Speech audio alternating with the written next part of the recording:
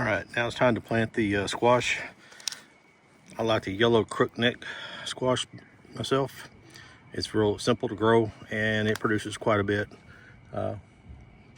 Don't eat as much, but it makes for good eating once they do grow, and they taste very, very delicious. Instructions again on the back, similar to cucumbers.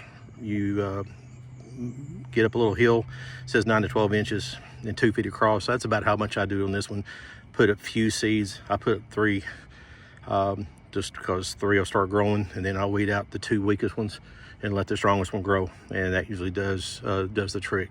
So we'll get started, get this planted. This shouldn't take just a few minutes, so we'll get it going.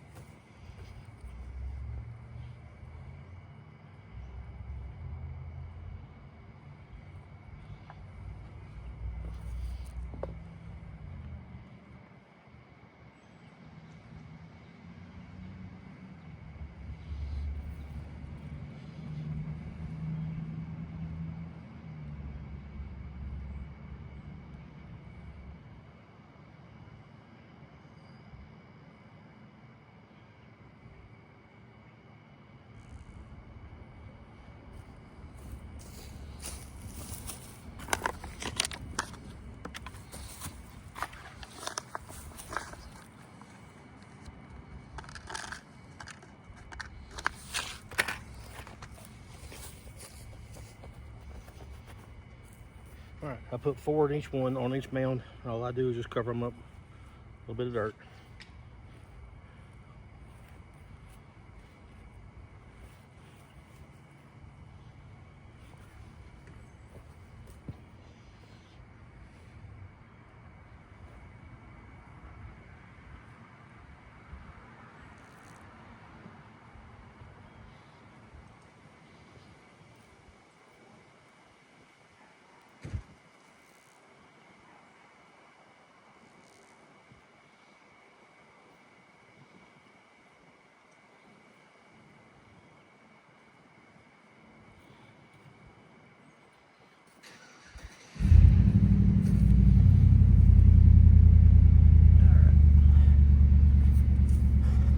Make a little trench around each one, kind of help with the water draining off so it doesn't pool around.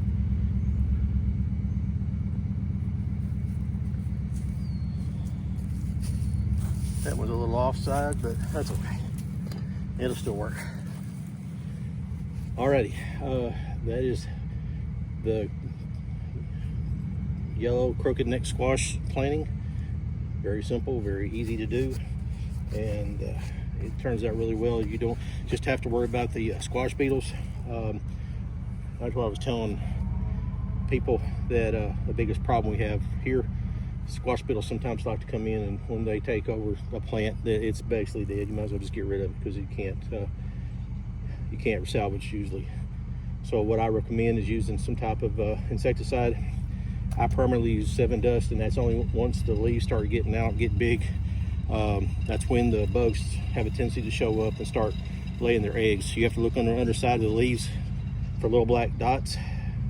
If you see those, that means you've already got beetles laying eggs on your plants.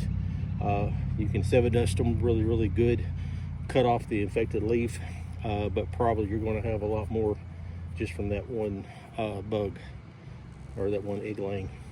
So just be mindful of that. Also, another thing, if you have open spots like I do, you have to worry about critters, and I'm not talking about wild critters, I'm talking about dogs and cats. To the cats, this is just a giant litter box. You try to keep them out, but it's next to impossible. Dogs don't care. Dogs are just clumsy. They'll step in it. They don't care what it is. So just be real mindful of that as well. So that's it for this time on the squash. We'll check back on with it from time to time, see how they're doing. And so from this point on, we'll move on to the next one. I think we'll just go ahead and start with, get the tomatoes in the ground and get them going. They seem to be the most popular, so we'll get that done, and we'll see you on the next one.